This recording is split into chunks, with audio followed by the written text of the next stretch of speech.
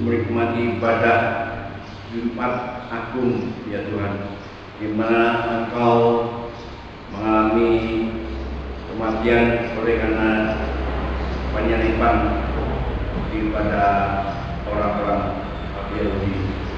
Tapi kami bersyukur ya Bapa, oleh penyaliban itu kami diberi kekuatan, kami diberikan berkat iman yang ajaib, bahkan kami boleh menikmati kerajaan yang kekal. Terima kasih Bapa, kami sudah akan menerima-Mu, karena kami mari kepada kami berdua, kalau nama Tuhan Yesus adalah kami yang baik. Haleluya.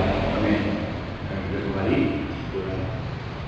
Baik saudara-saudara yang ada di rumah masing-masing yang mengikuti acara ibadah pagi hari ini, kami mohon saudara juga sudah menyediakan semuanya, karena hari ini kita akan ucapan kudus berkaitan dengan ibadah Jumat Agung.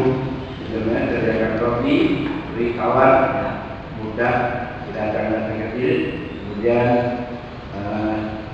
air sirup boleh, ya, pokoknya warnanya merah, ya, sebagai lambang, itu sebagai lambang tubuh dan darah Yesus. Kemudian ini hari Minggu, hari Jumat Agung, saudara sediakan Alkitab di samping saudara. Justru ini kesempatan, ya, kita disuruh ibadah di rumah masing-masing, kesempatan untuk keluarga itu belajar firman Tuhan, ya. Amin. Untuk keluarga belajar firman Tuhan bersama-sama. Nah, jadi pagi hari ini saudara samping sediakan roti dan anggur, nanti akan maka mengikuti perjamuan bersama-sama. Ini juga Alkitab supaya kita mengerti firman Tuhan, kenapa Tuhan Yesus mati disalibkan, ya. Jika kita sudah iman kita sudah bertumbuh yang benar. Nah, saudara, puji Tuhan, mari kita akan sama-sama menikmati firman Tuhan. Kita membaca mulai Yohanes pasal 10. Yohanes pasal 10. Yohanes pasal 10 itu judulnya Gembala yang Baik, ya. Jadi Tuhan Yesus menyamakan dirinya dengan gembala yang menggembalakan domba atau kambing, ya, atau binatang, ya. Jadi dia sebagai gembala yang baik dan kita ini domba-dombanya. Saudara dan saya ini domba-dombanya Allah, ya. Amin. Jadi itu satu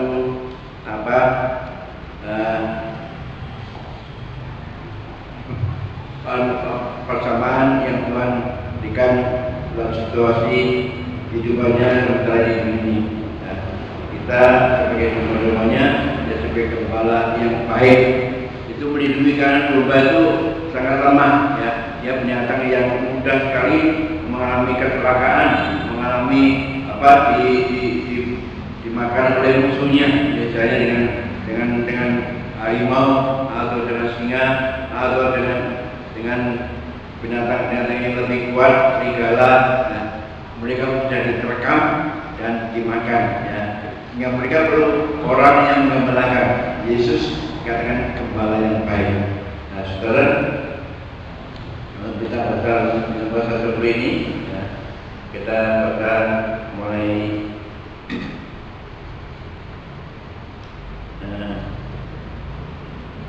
ayat 10. Pencuri datang hanya untuk mencuri dan membunuh dan membinasakan. Aku datang supaya mereka mempunyai hidup dan mempunyainya dalam segala kelimpahan. Akulah gembala yang baik, memberikan nyawanya bagi domba-dombanya. Ayat 14. Akulah gembala yang baik, dan aku mengenal domba-dombaku dan domba-dombaku mengenal aku, ya. Jadi kalau kita percaya Yesus sebagai gembala kita yang baik, kita mengenal Dia, mendengar suaranya, itu nomor satu. Kalau saudara dari orang Kristen tidak pernah mendengar suara Tuhan, tidak pernah berbicara kepada Dia secara pribadi, tidak pernah mengalami kuasa bagaimana Tuhan mengurangi saudara kemungkinan kita ditekan oleh pencobaan. Jadi perlu saudara betul-betul dekat dengan gembala kita yang baik, yaitu Tuhan Yesus Kristus. Lalu kemudian judulnya pada mulai ada itu, Yesus ditolak oleh orang Yahudi. Lalu ada dulu karena ia kerasukan setan. Yohanes 10 ayat 20. Ia kerasukan setan dan gila. Mengapa kamu mendengarkan dia? Lalu 21, yang lain berkata, itu bukan sekadar orang yang kerasukan setan. Bahkan setan memelekkan mata orang buta. Ya. Itu dari mereka ada perselisihan di antara mereka sendiri, orang-orang Yahudi. Ya. Lalu kemudian Yesus ditolak oleh orang Yahudi. Ya. Jadi karena Yesus berkata bahwa Dia Allah itu satu adanya. Lalu begini, kita baca bersama, yaitu dalam ayat ke-31. Sekali lagi, orang-orang Yahudi mengambil batu untuk melempari dia. Nah, ayat mulai ayat 29 kata, Bapakku yang memberikan mereka kepadaku lebih besar daripada siapapun, dan seorang pun tidak dapat merebut mereka dari tangan Bapa. Aku dan Bapa adalah satu. Ya. Yesus itu anak Allah, tapi orang Yahudi tidak percaya. Ya. Yesus itu manusia, kok menyebut dirinya Allah? Ya. Dia nggak tahu. Ya, banyak orang tidak tahu Yesus itu Allah. Tetapi justru yang menjadi manusia, kalau tinggal dia untuk menamakan Allah Bapa dan Aku itu satu adanya, sama. Allah dan saya itu sama. Dia langsung mau dilempari batu, ya. Lalu sekali lagi orang-orang Yahudi itu mau mengambil batu untuk melempari Yesus. Padahal dia berbuat baik, ya. Dia berbuat baik, dia menolong orang yang buta, bisa diberikan, ya. Orang yang sakit disembuhkan, orang yang kerasukan setan diusir, dan orang-orang yang lapar diberi makan. Ya. Dia tidak pernah berbuat jahat, tapi orang-orang Yahudi dia hanya satu, yang mengakuinya anak Allah. Sebabnya orang Yahudi amat membenci dan hukum agamanya itu harus mati, ya, harus mati. Ya. Itu agama Yahudi, agama hukum Torah. Ya. Lalu ayat yang ketiga, jawab orang-orang Yahudi itu, bukan karena suatu pekerjaan baik maka kami mau melempari engkau, melainkan karena engkau menghujat Allah, dan karena engkau sekalipun hanya seorang manusia saja menyamakan dirimu dengan Allah. Ini masalah yang pokok, saudara mengerti persis. Jadi kalau saudara dibenci oleh orang-orang yang beragama, itu sudah sama dengan Tuhan Yesus, ya.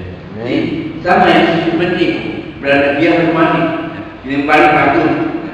Jadi sampai hari ini gak banyak orang yang percaya Yesus dibenci oleh orang banyak, kecuali negara kita tidak. Negara kita negara yang baik sekali, karena berdasarkan Pancasila yang Undang-Undang 45 dan sudah boleh dari itulah perbedaannya. Lalu kemudian ayat 11 itu Lazarus dibangkitkan. Wah, Lazarus itu sudah mati, ya. Dan kemudian Yesus datang, lalu Marta dan Maria mereka menangis karena saudaranya sudah mati. Lalu Tuhan Yesus berkata, Lazarus akan hidup kembali. Ya. Tapi itu dia tidak percaya kalau Yesus bisa membangkitkan orang mati. Ya, Maria Magdalena dia hanya percaya yaitu zaman seorang yang dibangkitkan begitu ya. Kalau Yesus berkata waktu itu lalu di mana lalu yang ditunjukkan di Yohanes 11 kita lihat ayat 26 dikatakan dan dia orang yang hidup dan yang percaya kepadamu tidak akan mati selama-lamanya. Percayalah engkau akan hidup. Kemudian kata lagi ada 5 akulah kebangkitan yang hidup percaya kepadamu ia akan hidup walaupun ia sudah mati. Perkataan-perkataan ini sulit diterima oleh orang Yahudi, apalagi oleh Maria dan Martha waktu itu karena Lazarus mati. Jadi kemudian Yesus pergi untuk menghidupkan Lazarus dan akhirnya Lazarus bisa hidup kembali. Dan saudara, Lazarus dia hidup kembali. Di situ orang-orang Yahudi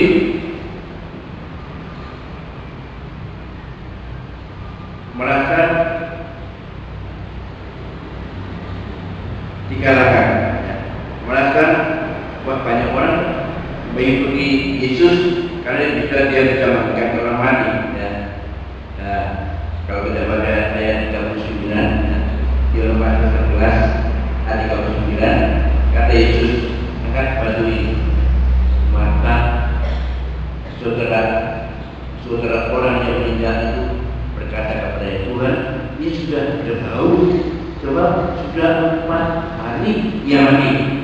Jawab Yesus, bukankah sudah berkata kepadamu, jikalau kau percaya, engkau akan melihat kemuliaan Allah. Maka mereka mengangkat batu itu, lalu Yesus menghadap ke atas dan berkata, Bapa, aku mengucap syukur. Aku tahu bahwa engkau selalu mendengarkan aku, tapi oleh karena orang-orang banyak yang berdiri di sini mengelilingi aku mengatakannya supaya mereka percaya bahwa engkau yang telah mengutus aku.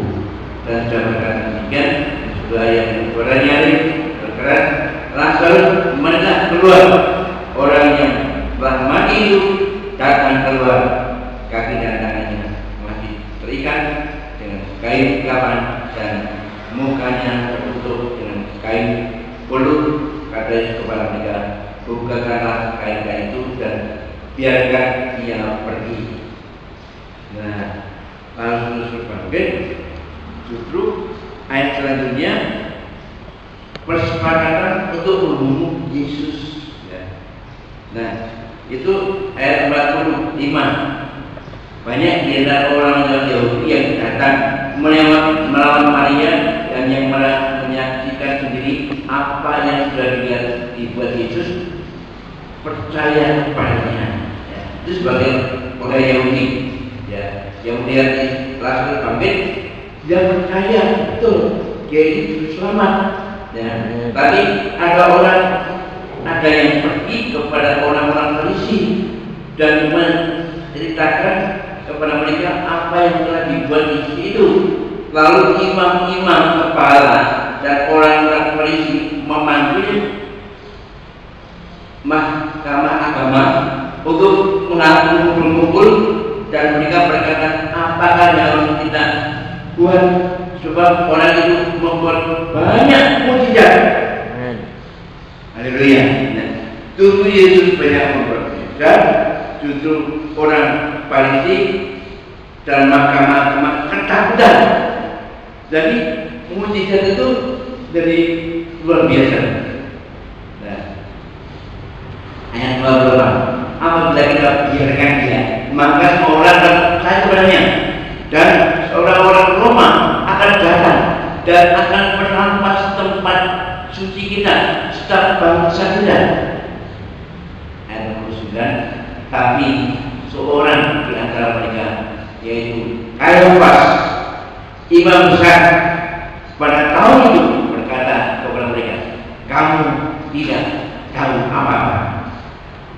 Imam Kayafas ini hebat sekali, dan kamu akan insaf bahwa lebih berguna bagimu jika satu orang mati untuk bangsa kita.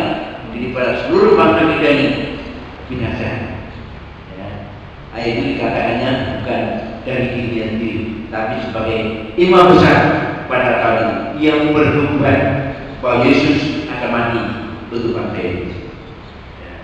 Karena jadi di sini imam sendiri, imam besar Kayafas, ya, itu bingung.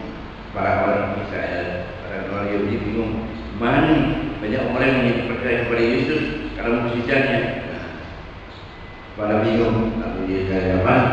Lebih baik satu orang dibunuh dan supaya yang lainnya dia betul-betul berlaku. Mulai dari saat itu mereka sepakat ayat 53 untuk membunuh dia. Yang baru itu sepakat kita bunuh Yesus yang satu itu titik selesai. Ya. Jadi mereka punya cara taktik yang luar biasa. Itulah politik, ya. Itulah cara-cara duniawi. Nah, kemudian kita lihat pasal 12, ya. Itu ayat 8. Karena orang miskin berdoa pada kamu, tapi aku tidak akan berdoa pada kamu. Persepakatan untuk membunuh Lazarus. Persepakatan untuk membunuh Lazarus. Kalau Lazarus yang bangkit, orang itu boleh dibunuh lagi. Karena mereka tahu banyak orang percaya Yesus. Ya, gimana caranya ini? Lazarus akan dibunuh. Lalu orang Yahudi mendengar bahwa Yesus ada di sana, mereka datang bukan hanya karena Yesus, mereka juga untuk melihat Lazarus yang telah dibangkitkannya dari antara orang mati. Lalu imbangnya kepala bersepakat untuk membunuh Lazarus juga, sebab karena yang banyak orang Yahudi meninggalkan mereka dan percaya pada Yesus. Oleh karena kebangkitan Lazarus, banyak orang Yahudi percaya Yesus. Persaingan agama, ya. Jadi dengan agama ini hanya Lazarus dibunuh juga, ya. Karena dia percaya kepada Yesus. Untuk orang Yahudi itu juga pengikutnya berkurang. Itulah yang cara manusia yang telah jatuh berdosa. Dia tidak mengenal yang sejati. Sejak Adam dan Hawa dalam belasan jatuh susah. Semua manusia akan dalam dosa yang sama. Nah, jadi kita akan lebih jauh. Lalu selanjutnya Yesus diperlukan di Yerusalem. Ya. Yesus diperlukan di Yerusalem. Waktu mereka datang ke Yerusalem, lalu mereka diperlukan Yesus. Maka kata ayat 19 mulai ayat 18, ya.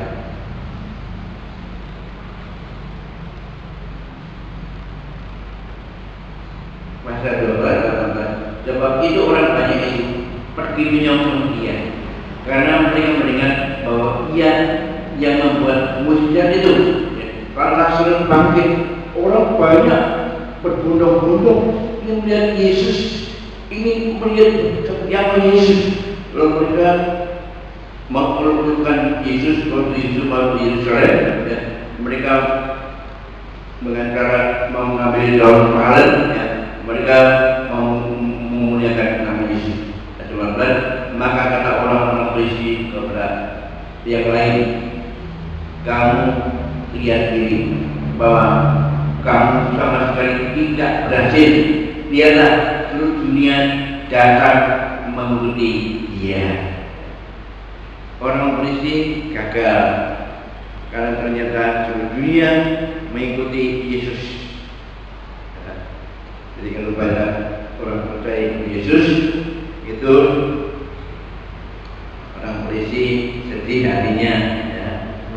Atau orang beragama sedih hatinya, dan tahu kekristenan itu satu perkara yang percaya bukan agama, tapi yaitu iman beriman kepada Yesus sebagai Allah. Lalu dahulu di antara mereka yang berangkat untuk beribadah pada hari raya itu terdapat beberapa orang Yunani, orang-orang berjumpa pada Filipus. Dari saya berkata kepadanya, Tuhan, kami ingin bertemu dengan Yesus. Filipus pergi kepada Andreas dan Filipus menanyakan pula kepadanya. Yesus menjawab, katanya 23, telah tiba saatnya anak manusia dimuliakan. Dia berkata seperti itu karena dia tahu dia tidak lagi akan mati disalibkan. Jadi Yesus sudah tahu dia. Lalu ayat 25, barang siapa menyintai nyawanya, jangan hilang nyawanya. Tapi barang siapa tidak menyintai nyawanya di dunia ini, dia akan menghilangnya di hidup yang kekal. Kalau begitulah Yesus menyatakan satu kebenaran yang ajaib. Nah, lalu kalau kita lihat mulai ayat 38 itu, judulnya 37, mengapa orang Yahudi tidak dapat percaya? Judulnya itu ya. Mengapa orang Yahudi tidak dapat percaya? Itu mulai ayat 37. Dan meskipun Yesus mengatakan begitu banyak mujizat di depan mata mereka, namun mereka tidak percaya padanya, supaya genaplah firman yang disampaikan oleh Nabi Yesaya. Ya, ternyata Yesaya yang itu telah bernubuat tentang Yesus, tentang bagaimana dia dimusuhi oleh orang-orang Yahudi, dan itu terjadi. Ya, orang Yahudi sulit tidak dapat percaya kepada Yesus. Ya. Jadi orang Yahudi ini yang mempunyai agama yang paling dekat, ya, mereka orang-orang Farisi, ahli Taurat, ahli kitab, ya, mereka di mana-mana memakai jubah, di mana-mana mereka berdua di jalan-jalan dan sebagainya. Lalu ya, sebab telah dibutakan matanya dan dicaya. Kemudian lihat ayat selanjutnya pada ini firman Yesus yang menghakimi. Ayat 48 pasal 13 pasal 12 ayat 48 katakan, barang siapa menolak aku dan tidak menerima perkataanku, dia sudah ada akhirnya. Itu firman yang telah dikatakan, itu yang menjadi akhirnya pada ayat zaman. Kemudian selanjutnya Yesus membasuh kaki murid-muridnya, ya, itu sebelum dia mati, ya. Dia membasuh kaki murid-muridnya, ya. Itu suatu pengajaran untuk merendahkan diri. Dia begitu merendahkan diri, begitu rupa membasuh kaki murid-muridnya yang adalah manusia yang sederhana. Nah, Yesus kenapa tidak mencari murid-muridnya ahli teologi, ahli agama, orang-orang Farisi? Kok tidak dipanggil jadi muridnya? Karena Tuhan tahu, ya. Tuhan tahu kalau mereka memanggil mereka jadi muridnya, mereka akan menolak, akan berkhianat, ya. Bahkan mereka tidak akan paham karena Yesus itu adalah Allah yang Maha. Makanya dia memilih muridnya yang paling rendah di tengah-tengah masyarakat, ya. Itu tukang mayang, ya. Tukang mayang. Saya berpikir, kenapa muridnya dulu Yesus banyak pelayan? Dia yang kehidupan pelayan, aduh, ya, ambulan dulu, ya, buat bawa minum, yuk minum mabuk itu biasa dan sebagainya. Nah, saudara, kita melihat masyarakat yang rendah, masyarakat miskin, yang masyarakat yang sengsara, itu tujuan Allah menyelamatkan mereka. Untuk betul-betul percaya kepada Yesus. Mereka percaya ada orang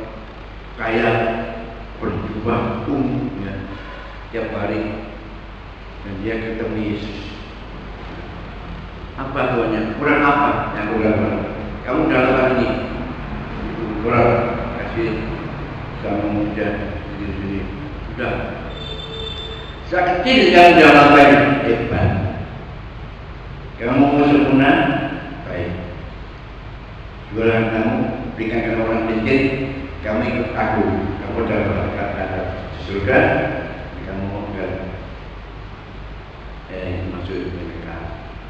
Orang kaya itu tidak mau melakukan berat hati dan dia meninggalkan Yesus karena banyak hartanya. Saudara, silakan kita tahu orang yang banyak hartanya pasti tidak bisa untuk percaya Yesus. Itu yang saya alami, itu yang saya hadapi sehari-hari, dan itu pengalaman saya, terutama semenjak saya dikatakan. Saya tahu persis mana orang-orang yang paling kaya, mana orang yang paling hebat, mana orang-orang yang paling miskin, mana orang yang paling sederhana. Saya tahu persis. Itu sebenarnya saya dengan orang-orang gelandangan, orang-orang yang itu pemikiran dihargai, orang-orang yang sederhana dan sebagainya, ya karena pengalaman itu, ya, karena saya juga karena orang-orang kaya mereka pernah ada yang berikan kepada lembaga ini, ya, dan sebagainya. Tapi untuk percaya untuk betul-betul beriman kepadanya sampai terima dosa ini sulit. Jadi orang-orang kaya sudah beriman kepada Tuhan, betul. Jadi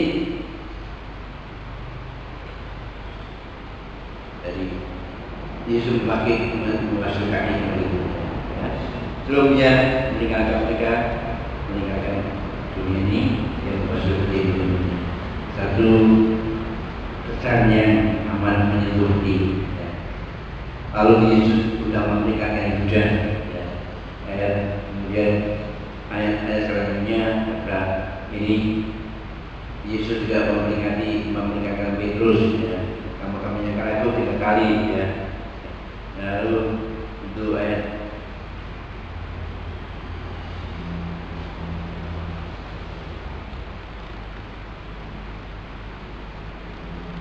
ini ayat 36 sampai 38, Yesus memperingatkan Petrus.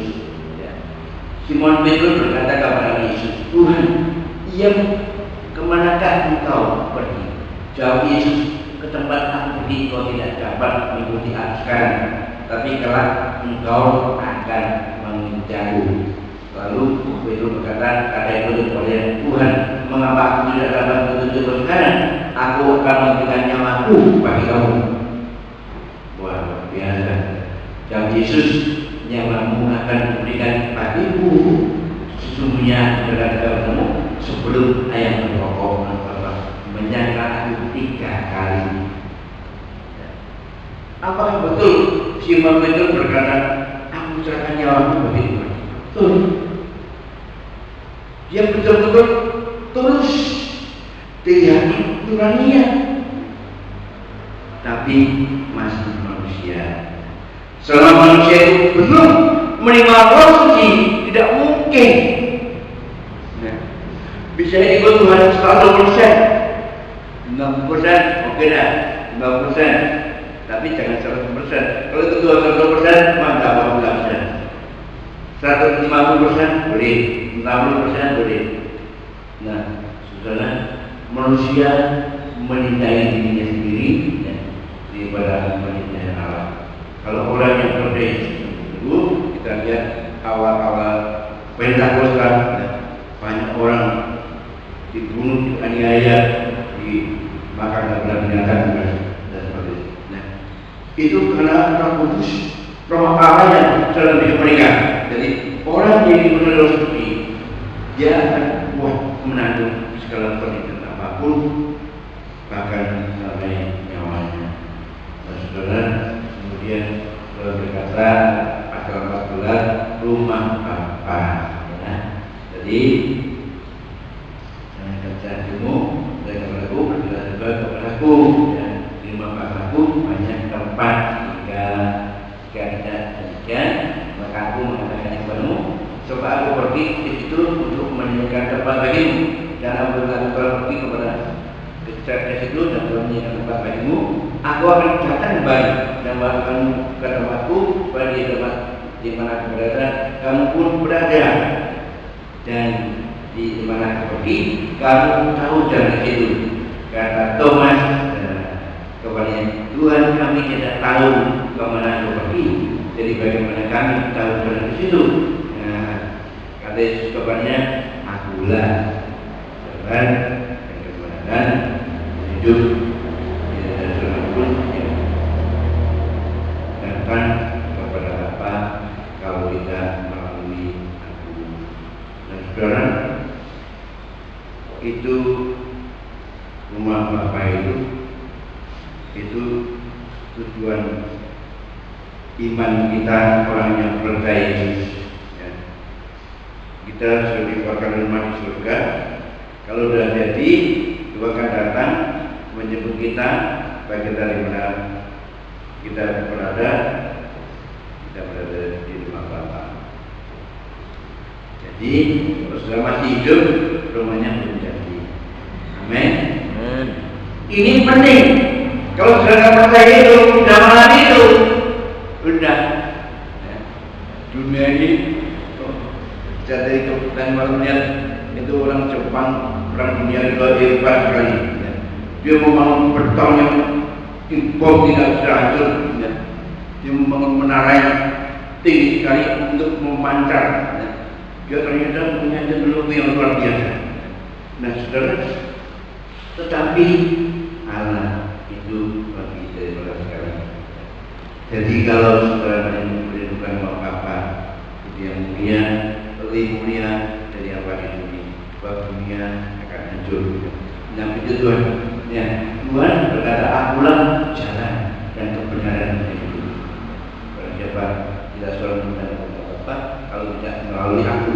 Jadi terus datang kepada Tuhan untuk kita sampai kepada Bapa surga. Jadi itulah jalan keselamatan yang sesungguhnya. Itulah cara bagaimana kita mendapatkan keselamatan dari Tuhan Allah yang Maha Besar. Lalu Tuhan Yesus berjanji lagi menjanjikan hibur. Ini kuncinya, saudara. Ya.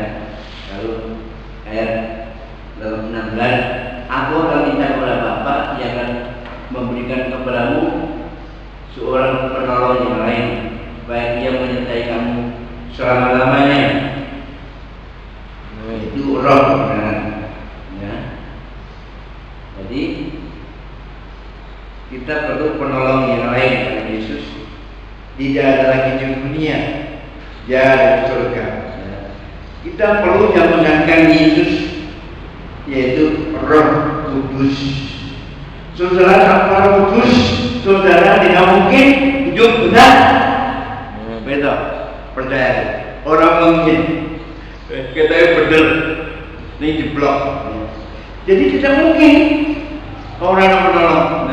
Petrus waktu rela mati, walau betul dia mau rela mati. Aku lihat waktu itu tangkap, prajuritnya bawa pedang, bawa tombak, wah, dia kekar, hatinya gentar, hatinya gentar. Tapi oleh diberi Roh Suci, Tuhan. Nah, saudara, selama bulan-bulan hujan ini, saya itu pernah di sana, menikmati betul. Dan pagi saya sepeda dari kota, sejuk, karena hujan pagi, kadang-kadang pas sore hujan, udara sejuk jadi dunia enak, nyenyak. Lalu paginya saya sepeda, sama sekali nggak ada tentang diri dan sebagainya. Dan saya nyaman sekali. Saya paling menikmati bulan-bulan ini nyaman sekali. Lalu ini sudah mulai musim kering, waktu panas sekali. Kemari beberapa waktu lalu sudah menikmati amat senang sekali dengan situasi kota Tegal yang begitu sejuk. Panas Tegal ini daerahnya panas sekali. Jadi kita betul-betul menikmati, kita kekuatan apapun ya, bahkan kita tahu virus itu menularnya bagaimana caranya, kita perbedaan juga jauh dari lawan. Lalu di situ kita lihat bagaimana kalau hanya pada agama Kristen, hati-hati saudara KTP-nya Kristen ya, Kristen KTP namanya ya. Agama Kristen tidak bisa menyelamatkan ya. Yang bisa menyelamatkan itu Yesus Kristus ya. Bukan agama Kristen, tapi Yesus Kristus. Yesus Kristus mengenali Yesus dulu. Bagaimana mengenali dia? Dengan rohnya. Kita memberikan roh yang lain. Makanya orang Pentakosta itu betul-betul percaya Roh Kudus, mengenal Roh Kudus curahkan pertama kali ya, di kehidupan para murid yaitu pada hari Pentakosta, hari ke-50 ya, 40 hari Yesus bangkit dari antara orang mati, 40 hari lamanya dia hidup di bumi ini, kemudian dia naik ke surga ya, tunggu 10 hari kamu berdoa lalu sampai kamu diperlukan keluarga kehidupan mati. Nah, ini kemudian lanjut kata telah bapak mulia benar. Jadi enak sekali ya, di situ bapak anggur kita ini caranya ya, anggur itu kan buah yang manis, buah yang manis dan buah yang baik bahannya. Jadi babu usahanya, nantinya tidak berbuah potongnya, dan nantinya berbuah dibersihkannya lebih banyak berbuah. Nah saudara, kalau sudah penuh suci, saudara mau tidak mau pasti bersaksi, pasti bersaksi, betul. Nah, dalam artilah Pak Ibu menyatakan, yaitu jika kamu berbuah banyak dan dengan demikian kamu adalah murid-muridku ya. Jadi kalau kita tidak berbuah mati ya, buah anggur tidak pernah berbuah mati ya, rantingnya kering, dipotong, dibakar ya. Nah, kalau kita murid Yesus,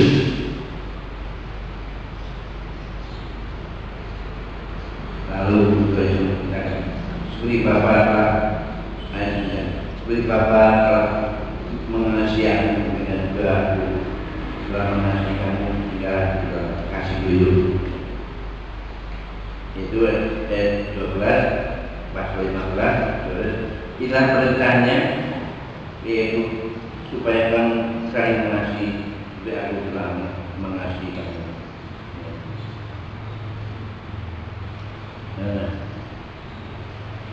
Ayat 15 pasal 15, aku tidak menyebut kamu lagi hamba, sebab hamba ini telah tahu apa yang diperbuat oleh Tuhan, tapi aku menyebut kamu sahabat, karena aku telah memberitahukan kepada kamu segala sesuatu yang telah ku dengar dari Bapakku. Nah, saudara, itulah riwayat Tuhan Yesus. Lalu berkata, inilah perintahku kepadamu, kasihlah seorang akan yang lain. Lalu dunia membenci Yesus dan murid-muridnya. Dunia membenci Yesus dan murid-muridnya. Katanya di sini ayat 15, jikalau dunia membenci kamu, ingatlah bahwa Dia telah lebih jauh membenci kamu daripada kamu, membenci aku daripada kamu. Sekiranya kamu dari dunia dan telah dunia mengasihi kamu, sekedar pakai miliknya, tapi karena kamu bukan dari dunia, melainkan aku telah mengasihi kamu dari dunia, sebab itulah dunia membenci kamu. Saudara, dunia menarik, apalagi hari zaman ini. Dunia amat menarik dan banyak tur ya, keluar negeri, ya tur kemana-mana. Ada yang turnya ke kutub utara, Yang punya teman turunnya ke kutub utara. Kenapa? Dia ingin tidur di atas salju, ya. Dan dia pernah berkata kepada saya, "Kalau saya tidur di atas salju, maka saya tidur itu." Dia tutup, ya. Nah, tapi untuk apa? Kamu untuk apa itu? Untuk kesenangan diri itu. Ya memang orang kaya. Tapi dalam mereka percuma, ya, percuma. Ya, jadi dunia membenci Yesus dan berikutnya. Sekiranya kamu dari dunia mengasihi kamu. Jadi kalau sudah dibenci oleh orang-orang dunia itu suatu hal yang wajar. Lalu makanya ditegur, ya, pasal 16 semuanya jangan kepadamu supaya kamu jangan kecewa dan berlaku. Kamu akan diberikan, maka akan datang saatnya pada orang yang membunuh kamu akan menyangka bahwa dia berbuat bakti kepada Allah. Mudah terjadi untuk negeri kita. Mereka membunuhnya dan dia merasa berbakti kepada Allah. Ya, itu terjadi. Jadi cuma lama terjadi, nggak pernah salah. Ya. Firman Tuhan paling iya dan amin. Jadi, saudara, itu yang terjadi di negara kita, di bangsa kita, dan tengah-tengah kita hidup. Jadi, tapi Tuhan sudah melakukan semua ini. Nah, 2 Yesus pasal 11, 2 Yesus murid-muridnya dikatakan Yesus yang menentang ke langit yang berkata, "Bapa, ibadahnya permuliakan anakmu supaya anakmu memuliakan engkau." Ya, itu kuasa Yesus, ya, pasal 17, lalu ayat 15 dikatakan, "Aku tidak meminta supaya kau memilih mereka dari dunia, tapi supaya kau melindungi mereka daripada yang jahat. Mereka bukan dari dunia, sama seperti aku bukan dari dunia. Lalu sekarang mereka dalam kebenaran firman-Mu adalah kebenaran." Lalu ayat 9, "Aku berdoa untuk mereka, bukan untuk dunia berdoa, tapi untuk mereka yang telah Engkau berikan kepadaku, sebab mereka adalah milik-Mu." Ya. Jadi kita anak-anak Tuhan, ya. Itu telah didoakan oleh Yesus sebelum dia meninggal di salib. Nah, kemudian dalam 11 Yesus ditangkap, ya, ya. Nah, itu selanjutnya sampai Yesus mati di atas salib. Itulah Jumat Agung, ya. Kalau Jumat Agung selalu mengenai riwayatnya kenapa Yesus kenapa dipuji orang Yahudi. Tapi kalau mati kita jadi sadar, lalu kita bisa betul-betul percaya menjadi muridnya. Bagaimana menjadi muridnya? Ternyata dunia yang sedang ditimpa oleh badai. Apa kita masih takut? Apa masih ada kekhawatiran? Sebagai tanda bahwa engkau masih belum mengenal Dia. Kalau mengenal Dia, muridnya berkata, "Tuhan, kami binasa." Karena ini pada yang dibangun untuk masuk ke perahunya, untuk berkata pada yang angin pun menjadi tenang dan itu teduh sekali. Mereka berkata, "Siapa orang ini? Angin dan danau bisa taat kepadanya." Dia nggak tahu kalau Yesus anak Allah. Dia tidak tahu Yesus Allah sendiri. Apalagi pada yang menimpa dunia, hanya Yesus yang bisa. Nah, orang banyak khawatir takut, ya, karena tidak mengerti siapa Yesus. Nah, saudara, jadi mari kita lihat untuk melihat makam yang kudus, yaitu Yesus ditangkap dan disalib di Golgota. Kita lihat Lukas. Jadi sudah dalam Lukas kita lihat Yesus disalib. Buka pasal 23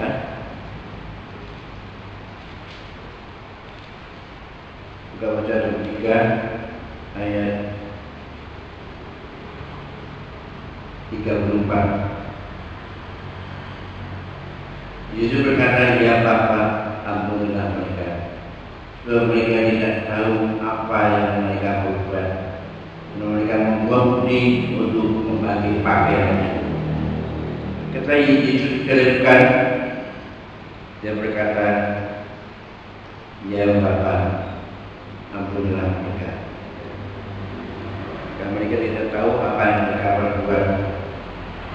Jadi Yesus diselipkan bukan karena dia salah, tapi memang dia menebus dosa isi dunia. Ya.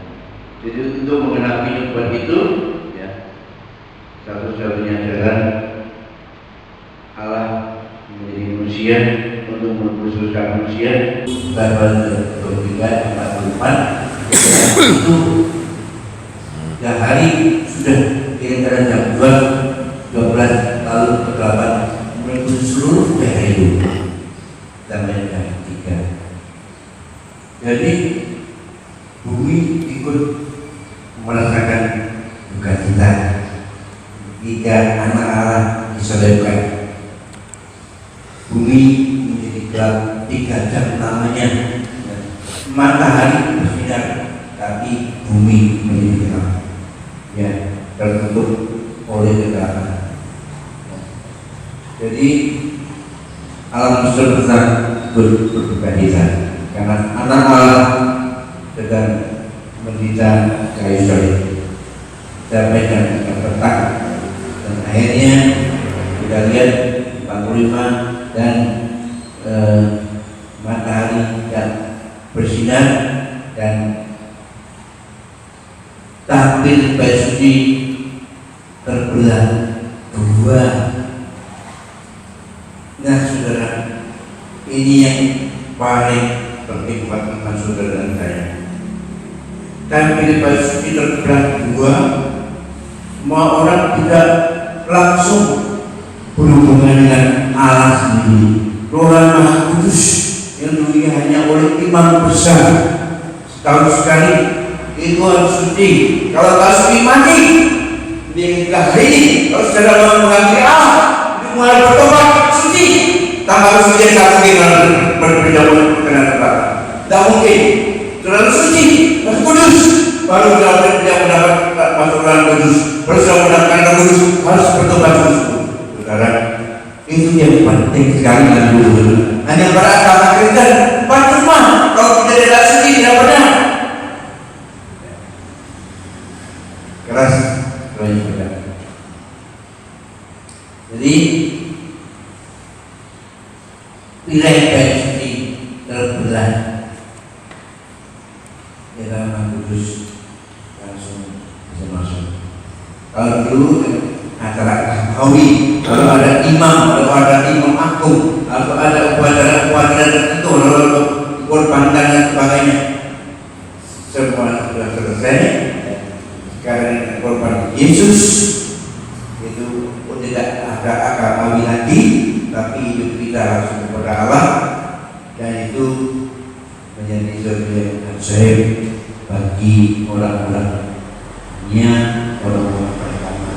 Apabila kita bangga dengan saudara, aku gereja sidang firman Allah, lalu kita bangga dengan gereja kita bangga dengan organisasi, dan sedang salah jalan.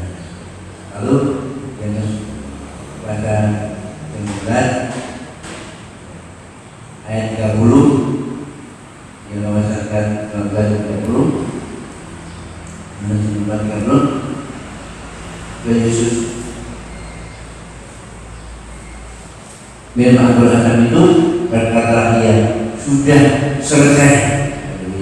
Lalu dia menundukkan kepalanya dan menekan nyawanya.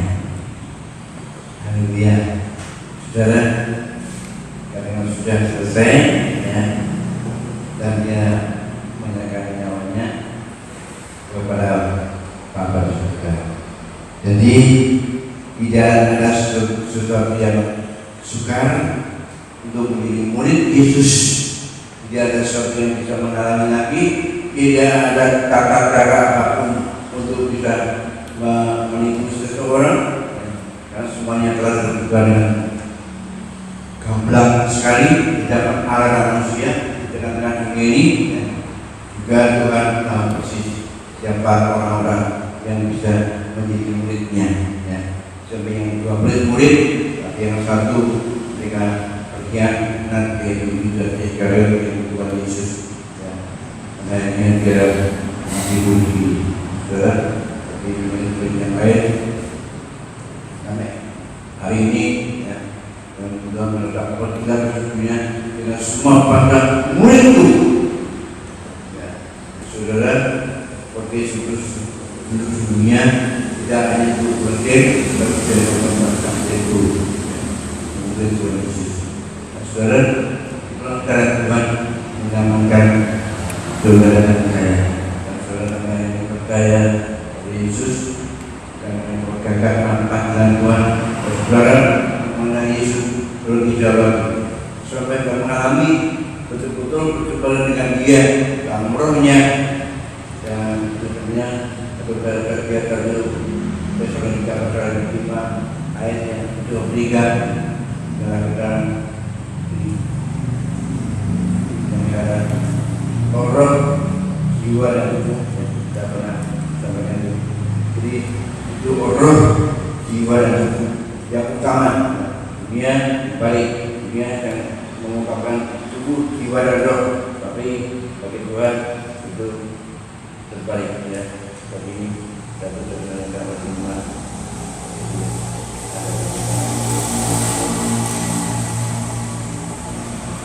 Semoga Anda dapat murid dengan seluruhnya, dan semoga roh, jiwa dan tubuh terpelihara sempurna dengan tak bercacat pada kedatangan Yesus Kristus Tuhan kita. Nah, saudara, sementara Yesus belum datang lagi dari dua kalinya, baik kita bangun di mana roh, jiwa dan tubuh kita dengan tak bercacat. Ini keharusan. Sebelum kita datang, mati hidup, masih bisa bernafas. Sebagai karena COVID-19 2 minggu kita tidak bisa bernafas termasuk hidup. Ya. Tapi kalau kita masih diberi kesempatan hidup, coba puluskan roh, jiwa dan tubuhmu, dan tak bercadar, betul-betul memutuskan, yaitu masuk roh Tuhan ada dalam saudara. Ini penting sekali karena kita hidup di zaman di mana dunia demi hari, dan kita tahu dunia yang kita jaga ini akan berakhir. Mari kita sama-sama akan mendengarkan kita untuk berjumpa kudus. Dan kita duduk ya.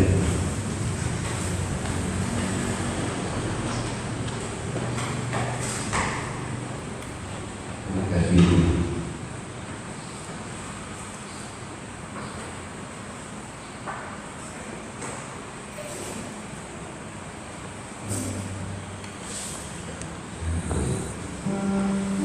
Terima kasih untuk kasih setiamu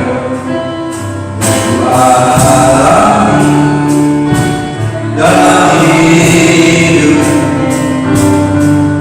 Terima kasih Yesus untuk kebaikan-Mu sepanjang hidup.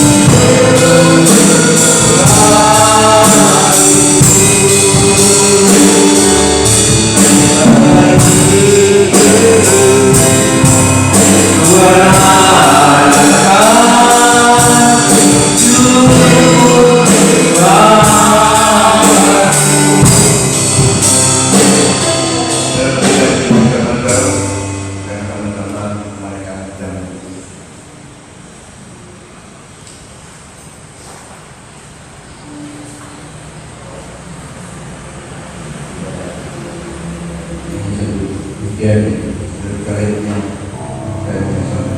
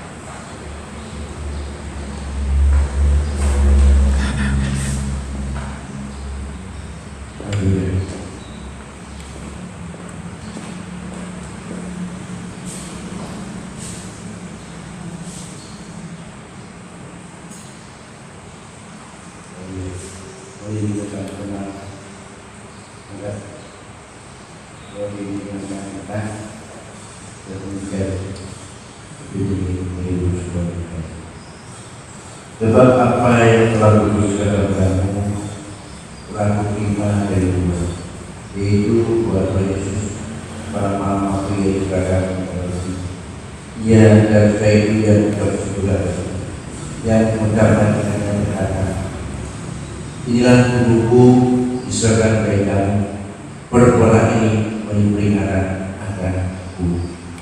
Mari kita angkat dan berdoa.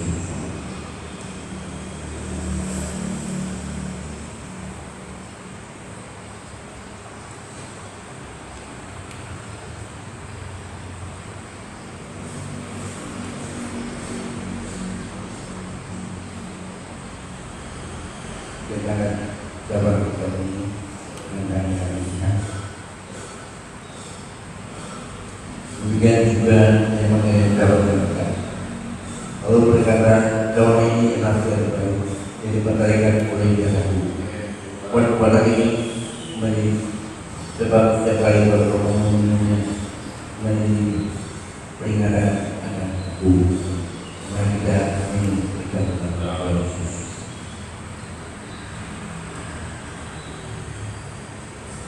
Terima kasih.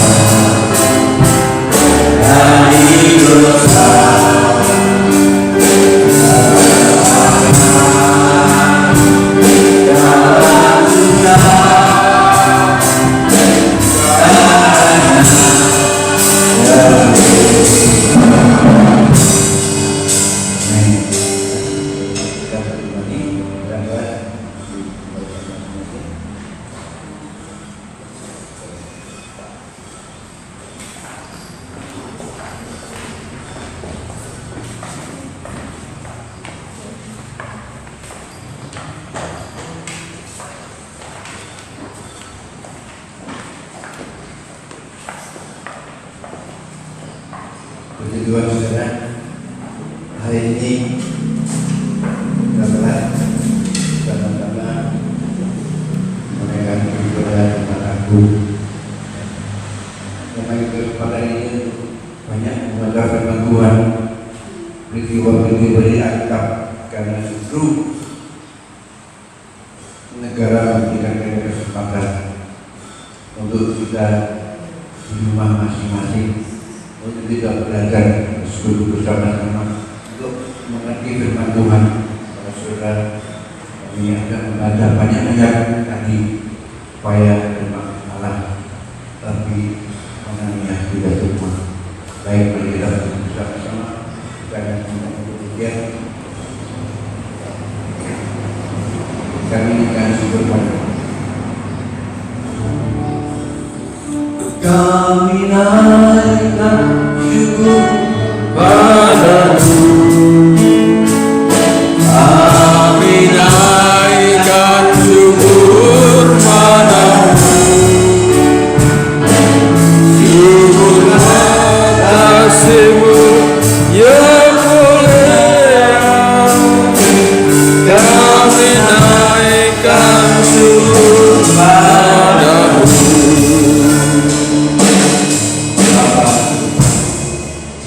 Kami bersyukur kepada-Mu ya Tuhan, di mana kami tidak bisa berbuat sesuatu untuk menyelamatkan diri kami dari dosa, tetapi Engkau telah memberikan jalan keluar, yaitu mengirimkan Yesus sebagai penebus dosa manusia. Kami bersyukur melalui penebusan Kristus dengan tubuh dan darahnya yang tersalib di Bukit Golgota kurang lebih 2000 tahun yang lalu ya Tuhan, dalam pemerintahan Pontius Pilatus, dan kami betul-betul mengingat peristiwa itu melalui firman Tuhan, juga melalui berita-berita yang kami dengar di tengah-tengah dunia ini, dan akhirnya Yesus naik ke surga, dan kemudian Dia juga menyuruh murid-muridnya untuk menantikan janji daripada Bapa di surga, dengan penolong yang lain. Terima kasih Tuhan untuk kesempatan yang indah pada siang ini. Dan kami pulang masing-masing berniat untuk menjadikan kami yang hadir. Mari saudara kita akan kita berdoa yang berkarya di dalam Bapa, Anak dan Kudus. Turun akan kita semuanya pada siang ini. Tuhan memberkati Engkau, melindungi-Mu, Tuhan menjadi pembacanya, dan kepada Engkau kasih karunia, Tuhan pada persembahan kepada-Mu, dan kepada Engkau damai sejahtera. Jalan ini akan sampai selama-lamanya.